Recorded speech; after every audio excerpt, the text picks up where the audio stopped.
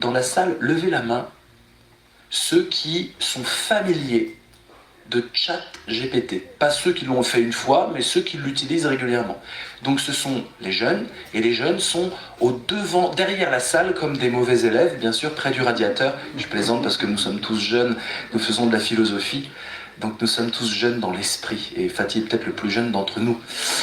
Mais en tout cas, c'est au fond que ça se passe.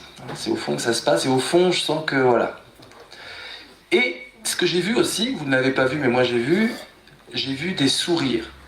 Ils ont levé la main, voilà, ça rigole carrément, voilà, au fond, voilà, ça se marre. J'avoue que j'utilise l'intelligence artificielle et je ne peux pas m'empêcher de sourire. Et pourquoi on sourit? Qu'est-ce qu'il y a derrière ce sourire? C'est pas la mort. C'est plutôt vivant. Plutôt drôle. Qu'est-ce qui fait qu'on sourit? On a honte? Un peu de honte? J'avoue, dans mes études, quand on me demande des devoirs, parfois ChatGPT fait tellement le travail tellement bien, ça peut m'inspirer. J'imagine que vous ne faites pas du copier-coller pur, hein? Non. Hein? Voilà, je parlais avec une amie anthropologue hier, Myriam Selami, anthropologue tunisienne, et qui me disait, bon, bah, je corrige des copies maintenant, elle travaille à l'université. Et on a du chat GPT qui arrive dans les copies. Vous savez qu'à Sciences Po en France, ça a été interdit. Ils ont interdit, je ne sais pas comment ils font, mais ils ont interdit l'usage. Bon, vous voyez, là je commence de façon un peu quotidienne parce qu'il faut dédramatiser ce thème. C'est très important. C'est un thème qui est gorgé de terreur. La science-fiction, qui d'ailleurs nous a présenté au grand public ce thème, l'a toujours montré comme étant la mort, le danger, la folie. Rappelez-vous, par exemple, dans les films, qui sont une caisse d'écho importante dans la diffusion des messages de la science-fiction, quand ils sont adaptés. On pense évidemment à 2001, l'Odyssée de l'espace, de Stanley Kubrick, en 1968, où un ordinateur intelligent, HAL 9000, gère une navette spatiale et va devenir fou, et va devenir criminel, va envoyer des humains dans l'espace et va devenir fou. Et ça, depuis 68, on a cette idée qu'une intelligence artificielle, si elle est vraiment intelligente, va vouloir prendre le pouvoir, va vouloir dépasser son créateur. On pense à l'histoire de Frankenstein, qui, je vous le rappelle, n'est pas le nom du monstre. Frankenstein, c'est le nom du savant qui a créé le monstre. Enfin, le monstre, l'humain recréé. Et vous voyez, comme les frontières entre l'humain et le monstre disparaissent, et comme la terreur nous prend à la fois, et c'est un peu le paradoxe de ce thème, c'est un thème qui est béni, qui est magique, on égale les dieux, ou le dieu. C'est quelque chose de blasphématoire en soi, si on croit au blasphème. C'est quelque chose qui relève, en grec, on dirait de l'hubris, de la démesure humaine. Et on sait très bien, dans certains discours religieux, je ne suis pas spécialiste d'islam, mais en tout cas, dans l'univers chrétien, on sait très bien ce que Dieu fait quand on veut l'égaler. Confusion des langues. Vous voulez construire une tour qui égale le ciel, eh bien on va pas vous empêcher de la construire au sens direct. Je ne vais pas casser la tour, je ne vais pas briser les destins des êtres humains qui, naturellement, parce qu'ils sont humains et parce qu'ils s'entendent, vont vouloir égaler les dieux. Tu t'entends avec ton prochain, ton hubris n'a plus de limite. Tu vas vouloir, par la technologie, par l'architecture, par les sciences, égaler le divin. Tu vas vouloir, toi, créature, devenir créateur. Et avoir sous ton joug, sous ton commandement, des créatures. Fantasme humain, et je dirais même masculin, extrêmement puissant. Il y a une déconstruction du masculin aussi dans l'intelligence artificielle qu'il va falloir entamer, parce qu'il y a quand même cette idée que je suis créateur à mon tour et je peux manipuler des créatures. Il y a une mise au monde de l'humain qui accouche quelque part de la partie la plus essentiellement, difficilement compréhensible, l'intelligence, qui accouche de créatures avec la spécificité de l'être humain par rapport au règne animal, une forme d'intelligence rationnelle, logique, capable d'évoluer et de créer, non pas la vie, mais de créer un monde.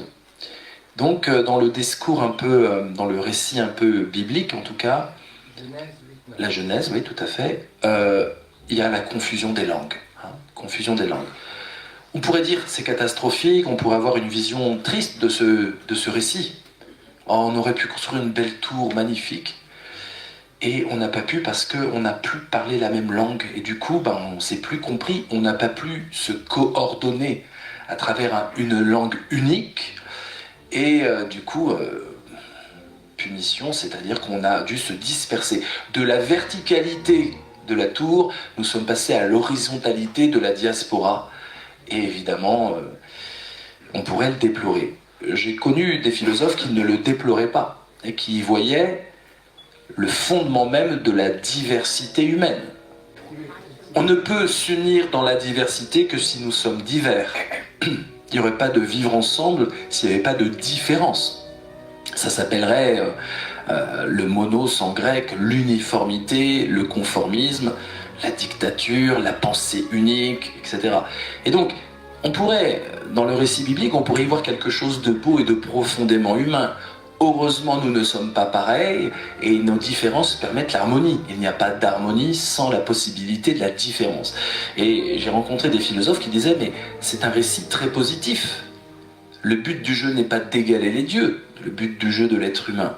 Le but du jeu est d'arriver à être divers et à travailler la tolérance et le dialogue, qui permettent, à travers la rationalité, de s'entendre même s'il y a la barrière des langues et des cultures. Donc c'est plaisant, c'est un jeu. Et je vais évidemment insister sur la dangerosité de l'IA, mais elle est d'autant plus dangereuse qu'elle ne s'offre pas sous les atours dystopiques de la science-fiction, on va tous mourir à cause de la machine. Elle s'offre sous les atours ludiques de l'aide, de l'assistance et de la gourmandise de tisser des mots. Très bon en haïku, ChatGPT.